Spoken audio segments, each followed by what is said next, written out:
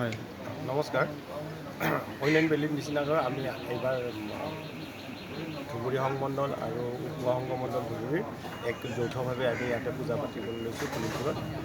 আৰু ইয়াৰ জৰিয়তে আমি ৰাইজক এইটোৱে বাৰ্তা দিব পাৰিছোঁ যে আমাৰ মাজত যি ভাতৃত্ববোধ সেইটো অটুট থাকে। আৰু অনাগত দিনত যে আমি সকলোৱে আটায়ে লগ লাগি পেলাই জল জীৱন আঁচনি যিটো আমি সম্পূৰ্ণ সকলোৰে সম্পূৰ্ণ আৰু আটাইকে এই সুযোগতে শুভেচ্ছা জনাইছোঁ অসমবাসী ৰাইজক। এই এটা পবিত্ৰ মুহূৰ্তত আজি ধন্যবাদ।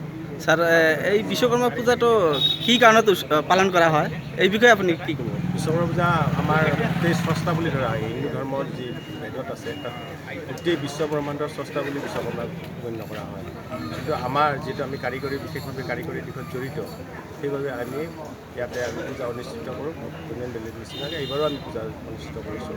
আৰু আমি যিহেতু আমাৰ যিটো অস্থায়ীভাৱে থকা বাবে আমাৰ কাৰ্যালয়টো সংমণ্ডলৰ, সেইকাৰণে উপসংমণ্ডলতে আমি গোটেইখিনি পূজা পাতিৰ আয়োজন কৰিছোঁ। আৰু ৰাইজক ইয়াতেই গোটেই আমন্ত্ৰণ জনাইছোঁ।